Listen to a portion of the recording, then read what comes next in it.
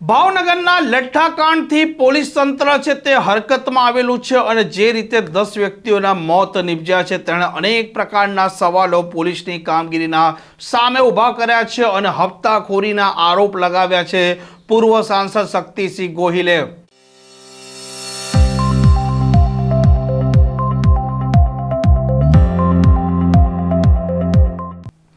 નમસ્કાર, આપ જોઈ રહ્યા છો હોટલાઇન ન્યૂઝ અને હું છું આપની સાથે તોફિક ગાંચી। જે પ્રકારે ભાવનગરના લઠ્ઠાકાંડ વર્તેજ પોલીસ સ્ટેશન વિસ્તારમાં થયો છે તેણે આ ભાવનગરની પોલીસ છે તેને દોડતી કરી છે અને ત્યાર પછી ગુજરાતની પોલીસ પણ અત્યારે અલગ અલગ વિસ્તારોમાં દારૂ છે તે ઝડપી રહી છે, ગુનેગારો પર કાર્યવાહી કરી રહી છે। અને જે પ્રકારે લઠ્ઠાકાંડમાં 10 વ્યક્તિઓ મોતને ભેટ્યા છે ત્યાર પછી રાજકારણ પણ ગરમાવ્યું છે। ધારાસભ્ય જિગ્નેશ મેવાણીએ પણ એસપી અને આઈજી પર કેમ કાર્યવાહી નથી થઈ તેવા સવાલો ઊભા કર્યા હતા। હવે મેદાનમાં આવ્યા છે પૂર્વ સાંસદ શક્તિસિંહ ગોહિલ। ભાવનગરમાં અતિશય કરુણ ઘટના બની છે। ઝેરીલો દારૂ, ઇંગ્લિશ દારૂની બોટલમાં ડુપ્લિકેટ દારૂ ભરીને 250 બોટલ દારૂનું વિતરણ થયું।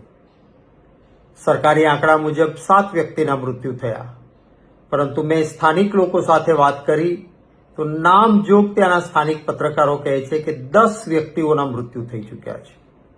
કેટલાક લોકો પ્રાઇવેટ હોસ્પિટલમાં બીજે ત્રીજે આજે પણ મુશ્કેલીનો સામનો કરી રહ્યા છે।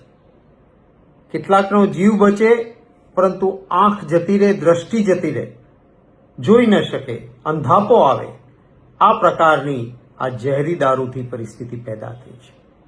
મહાત્મા ગાંધીજીના ગુજરાતમાં દારૂબંધી છે।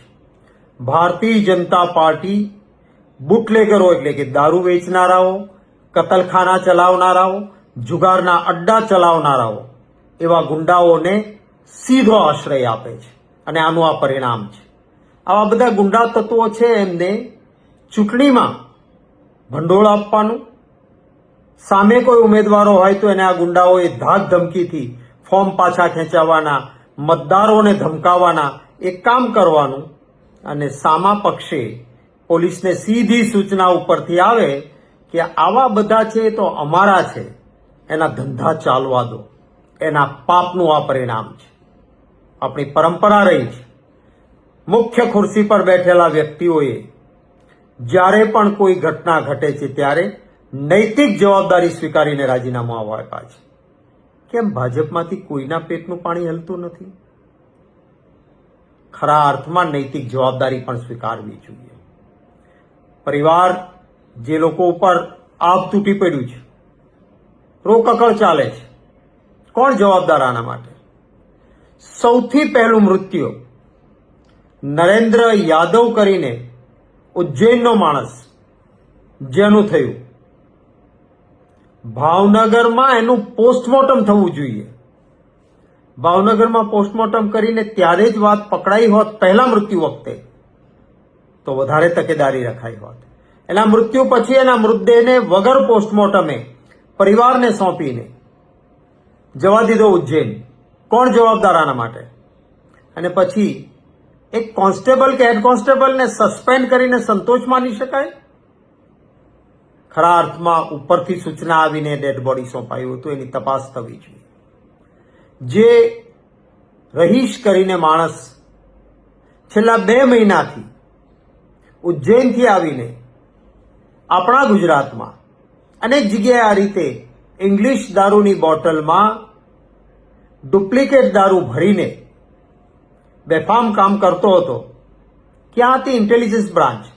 આપણી આઈબી બ્રાન્ચનું કામ છે આવી બધી બાબતોમાં ધ્યાન રાખવાનું, પરંતુ પોલીસની આઈબી બ્રાન્ચનું તો કામ આ રીતે લોકોની સુરક્ષામાં તો થવા દેતા નથી, પરંતુ ઇન્ટેલિજન્સ બ્રાન્ચને અમારી વિરોધ પક્ષની, પત્રકારોની, ઉદ્યોગપતિઓની એની જાસૂસી કરવા માટે બેફામ ઉપયોગ આઈબીનો થાય છે।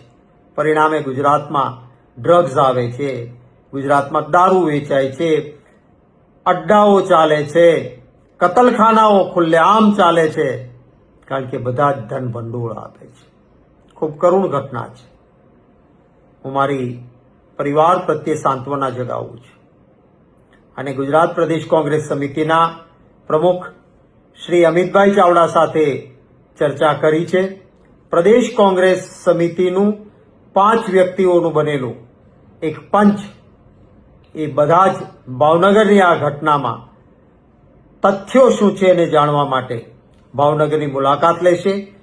અમારા ધારાસભ્ય જાગૃત સાથી ભાઈ જિગ્નેશભાઈ મેવાણી, ભાઈ વિરેન્દ્રસિંહ વાઘેલા ઉર્ફે અજીતસિંહ, ભાઈ શ્રી હરિભાઈ ભરવાડ, માજી ધારાસભ્ય ભાઈ શ્રી રાજેશભાઈ ગોહિલ અને ડોક્ટર હેમાંગભાઈ વસાવડા, આ 5 વ્યક્તિઓ ભાવનગરની મુલાકાત લેશે અને તથ્યોની રૂબરૂ તપાસ કર્યા બાદ પ્રદેશ કોંગ્રેસ સમિતિને એનો અહેવાલ પણ રજૂ કરશે.